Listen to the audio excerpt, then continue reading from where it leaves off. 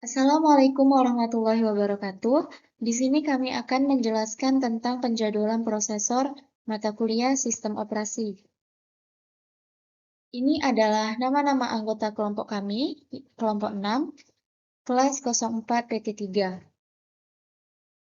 Adapun algoritma yang akan kami gunakan di sini yang pertama yaitu FCFS, yang kedua PSJF, yang ketiga NPSJF, yang keempat HPRN, dan yang kelima round robin atau RR.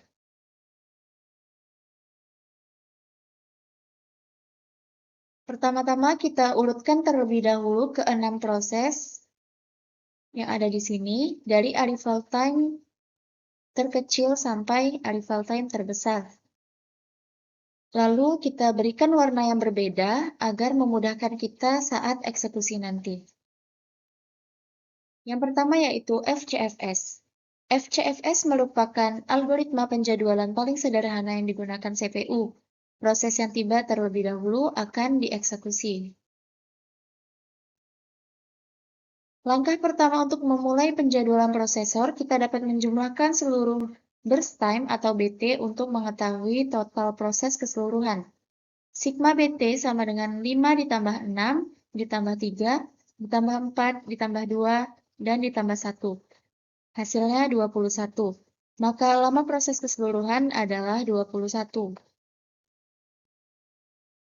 Kemudian proses dimulai dari AT terkecil, yaitu P3 dengan AT 0 dan burst time 5. Maka P3 memiliki start time atau ST sama dengan 0 dan finish time didapat dari 0 ditambah dengan 5 atau ST ditambah dengan BT sama dengan 5. Lalu untuk menghitung respon time, kita gunakan rumus FT dikurang dengan AT.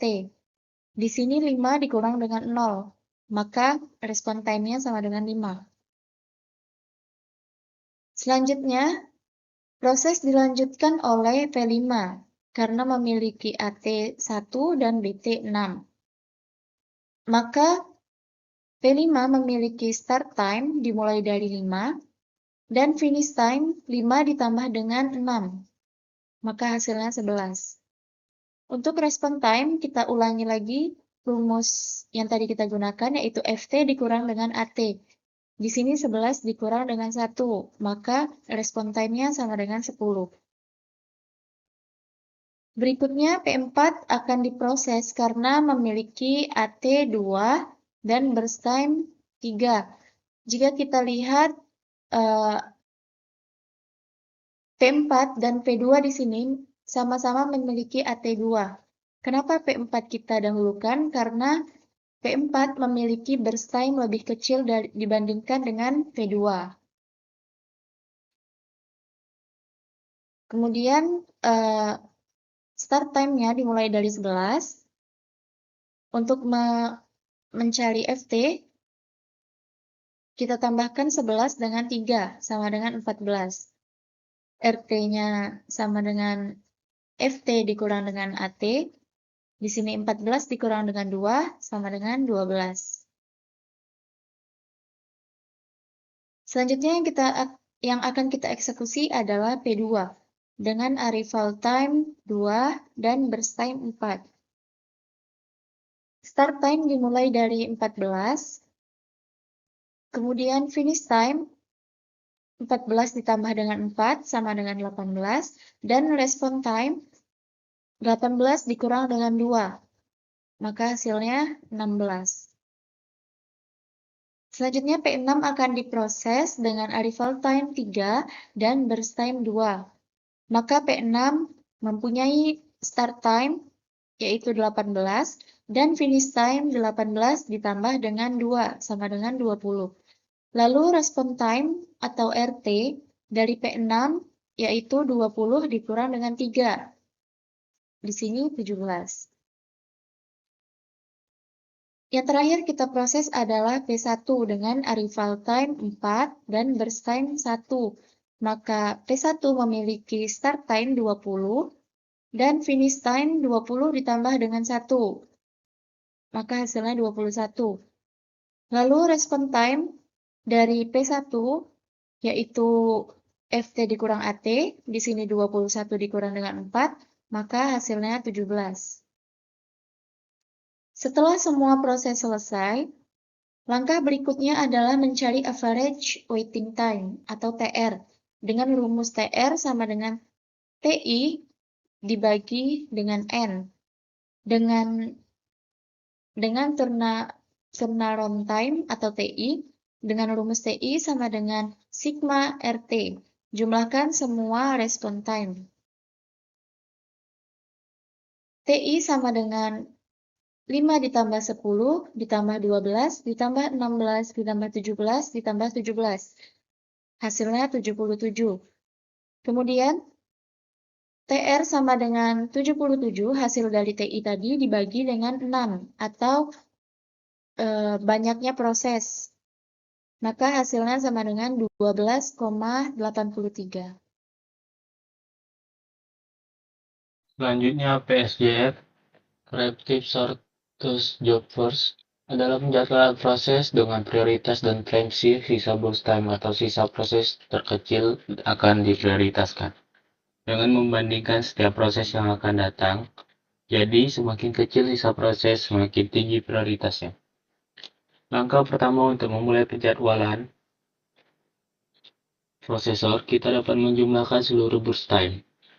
Untuk mengetahui total proses keseluruhan, jumlah burst time sama dengan 5 tambah 6 tambah 3 tambah 4 tambah 2 tambah 1 sama dengan 21, maka nama proses keseluruhan adalah 21.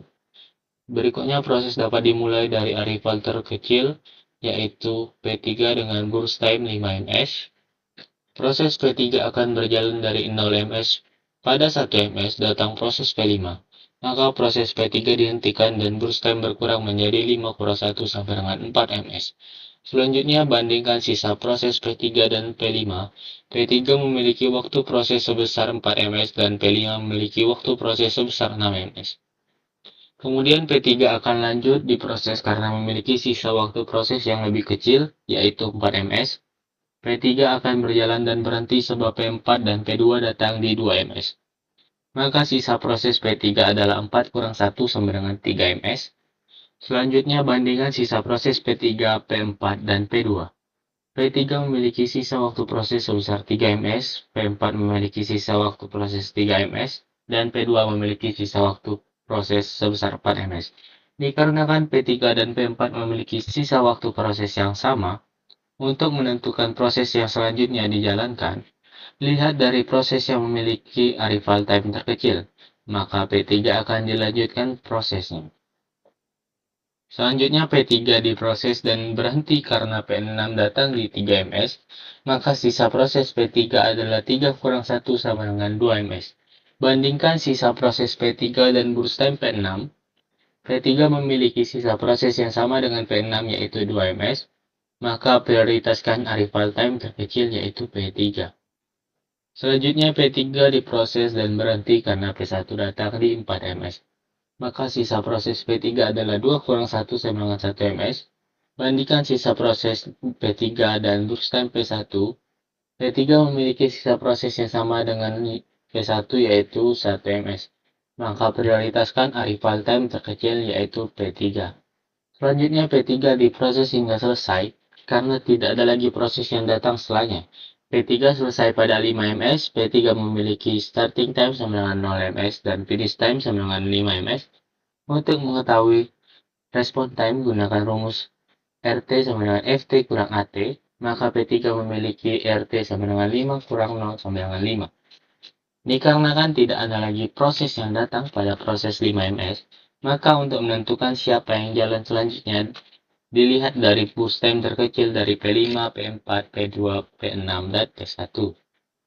Selanjutnya P1 akan berjalan karena P1 memiliki BT yang terkecil, yaitu 1 ms. P1 dijalankan sampai selesai.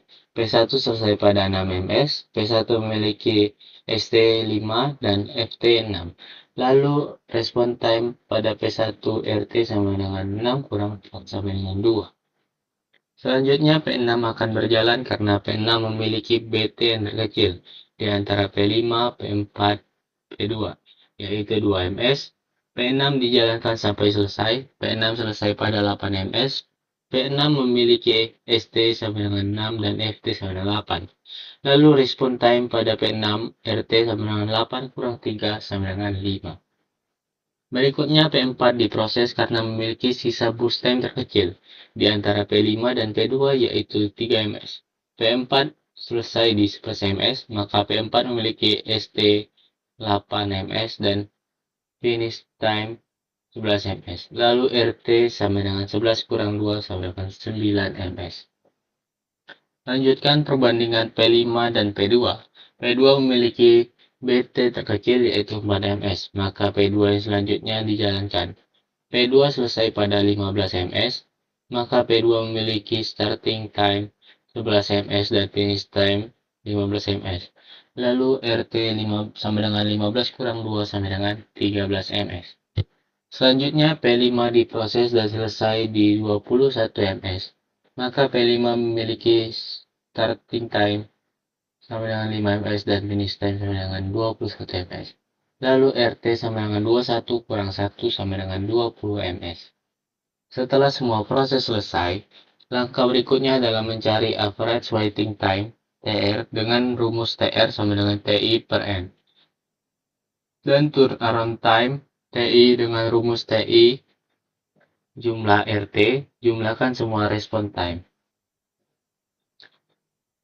Untuk mencari turnaround time, dijumlahkan keseluruhan dari 6 proses tersebut sama dengan 5 ditambah 20 ditambah 9 ditambah 13 ditambah 5 ditambah 2 sama dengan 54. Untuk mencari average waiting time TR, menggunakan rumus TI per N. N adalah jumlah proses dari preemptive shortest job first. 54 dibagi 6 sama dengan 9. Non-preemptive shortest job first atau NPSJF adalah penjadwalan dengan prioritas dan tanpa preempsi. Proses terpendek akan diprioritaskan. Semakin pendek sebuah proses, maka semakin tinggi prioritasnya. Jika suatu proses sedang berjalan, maka proses tersebut akan berjalan sampai selesai meskipun burst time proses lain lebih kecil. Langkah pertama untuk memulai penjadwalan prosesor, kita dapat menjumlahkan seluruh burst time atau BT untuk mengetahui total proses keseluruhan. Jumlah BT sama dengan 5 ditambah 6 tambah 3 tambah 4 tambah 2 tambah 1 sama dengan 21. Maka lama proses keseluruhan adalah 21. Kemudian P3 diproses karena memiliki arrival time atau AT sama dengan 0 milisecond dan burst time atau BT sama dengan 5 milisecond. Maka P3 mempunyai start time atau ST sama dengan 0 dan finish time sama dengan 0 tambah 5 sama dengan 5. Lalu untuk menghitung respon time atau RT, gunakan rumus RT sama dengan FT dikurang ST, maka RT sama dengan 5 dikurang 0 sama dengan 5. Selanjutnya P1 diproses karena memiliki burst time terkecil yaitu 1 dan selesai di 6, maka P1 memiliki start time sama dengan 5 dan finish time sama dengan 6. Lalu RT sama dengan 6 dikurang 4 sama dengan 2. Berikutnya P6 diproses karena memiliki burst time terkecil setelah P1 yaitu 2 dan selesai di 8, maka P6 memiliki start time sama dengan 6 dan finish time sama dengan 8. Lalu RT sama dengan 8 dikurang 3 sama dengan 5. Kemudian P4 diproses karena memiliki burst time terkecil setelah P6 yaitu 3 dan selesai di 11, maka P4 memiliki start time 8 dan finish time sama dengan 11. Lalu RT 11 sama dengan 11 dikurang 2 sama dengan 9. Selanjutnya P2 diproses karena memiliki burst time terkecil dibandingkan P5. P2 selesai di 15, maka P2 memiliki start time sama dengan 11 dan finish time sama dengan 15. Lalu RT sama dengan 15 dikurang 2 sama dengan 13. Tersisa P5 yang memiliki burst time 6, maka P5 diproses dan selesai di 21. Jadi P5 memiliki start time sama dengan 15 ms dan finish time sama dengan 21 ms. Lalu RT sama dengan 21 dikurang 1 sama dengan 20 milisecond. Setelah semua proses selesai, langkah berikutnya adalah mencari average waiting time atau TR dengan rumus TR sama dengan TI per N dan turnaround time TI dengan rumus TI sama dengan jumlah RT. Jumlahkan semua respon time atau RT. Turnaround time atau TI sama dengan 5 ditambah 20 ditambah 9 ditambah 13 ditambah 5 ditambah 2 sama dengan 54.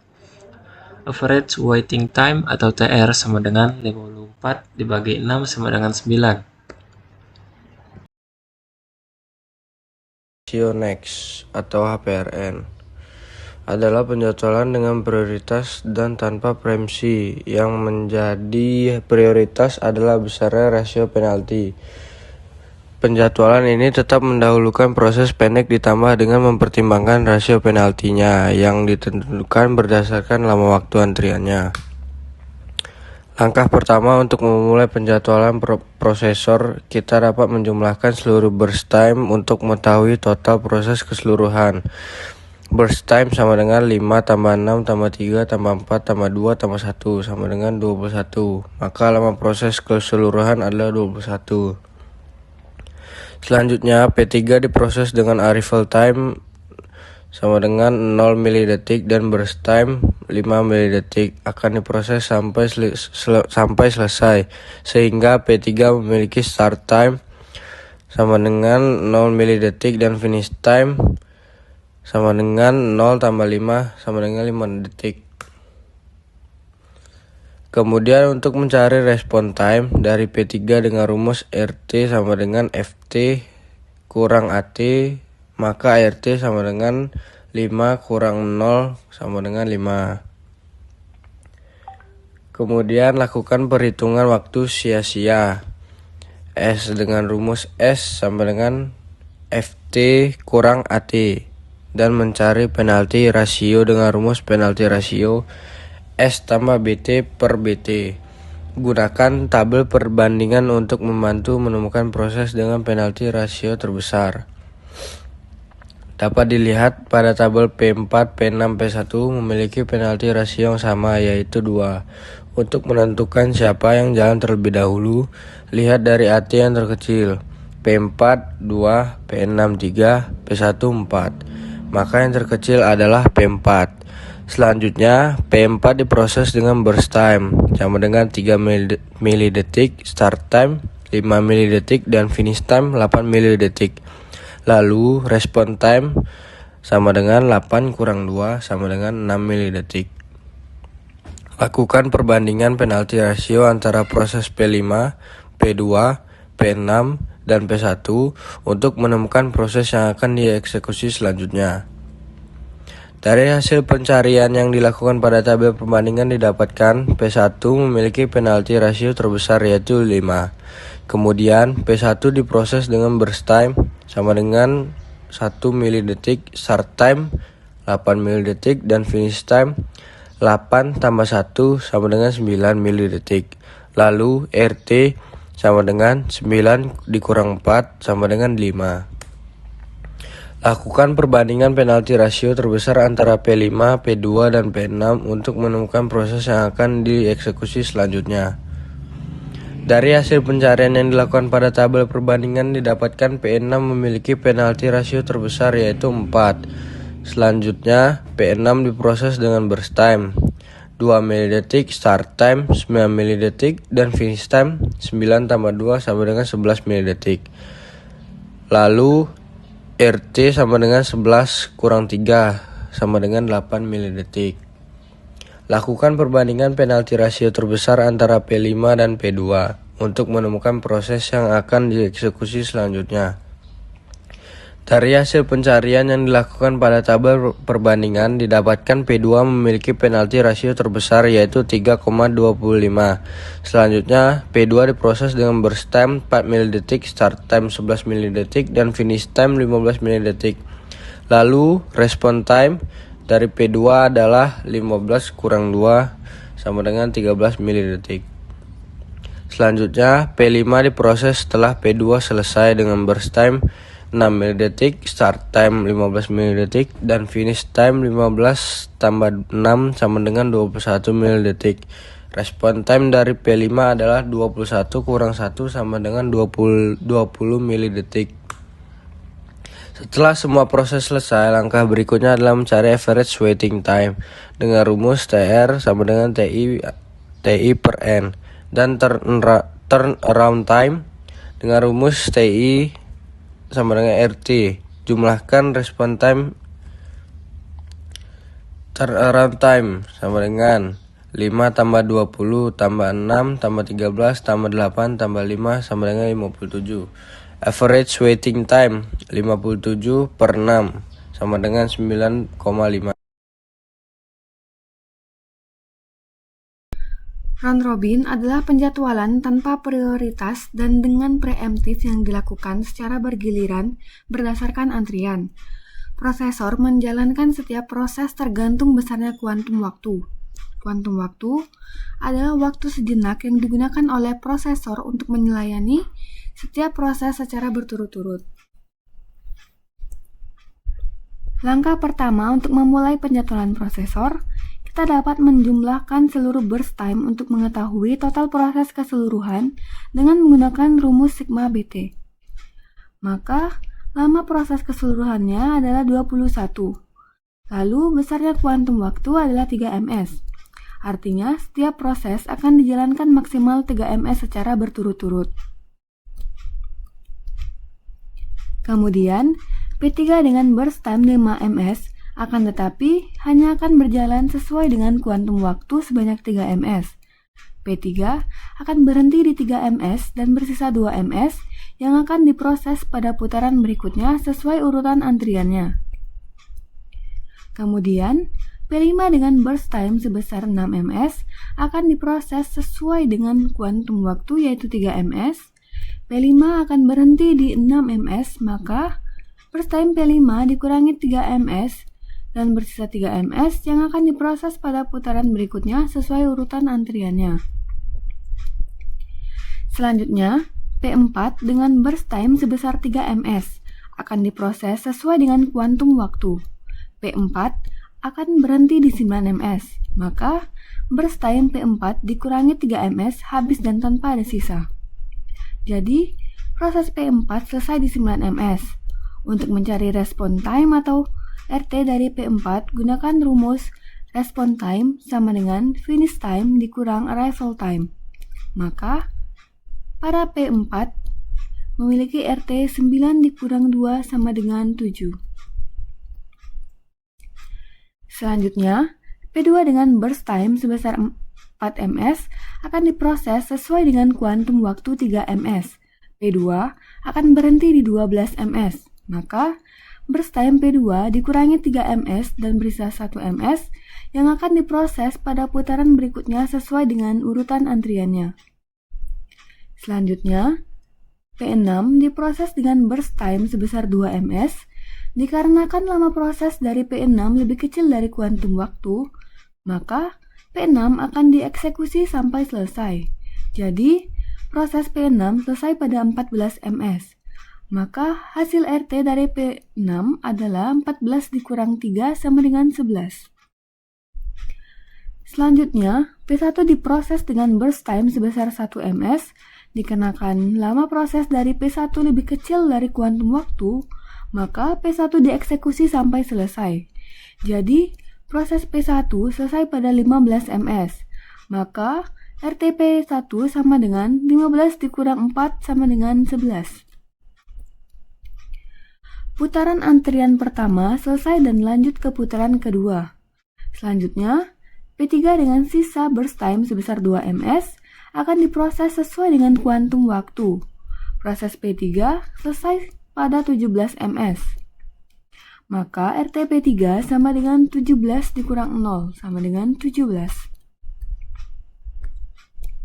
Berikutnya, P5 dengan sisa burst time sebesar 3 ms akan berjalan sesuai dengan kuantum waktu. P5 akan diproses dan selesai di 20 ms. Maka, RT P5 sama dengan 20 dikurang 1 sama dengan 19. Berikutnya P2 dengan sisa burst time sebesar 1 ms akan berjalan sesuai dengan kuantum waktu. P2 akan diproses dan selesai di 21 ms. Maka RTP1 sama dengan 21 dikurang 2 sama dengan 19. Kemudian mencari average waiting time atau TR dengan rumus TR sama dengan TI per N. N adalah jumlah proses.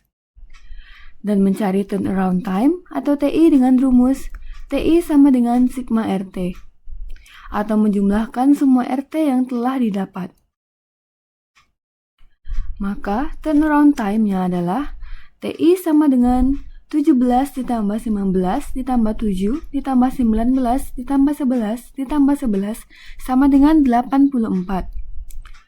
Dan average waiting time adalah TR sama dengan 84 dibagi 6 sama dengan 14.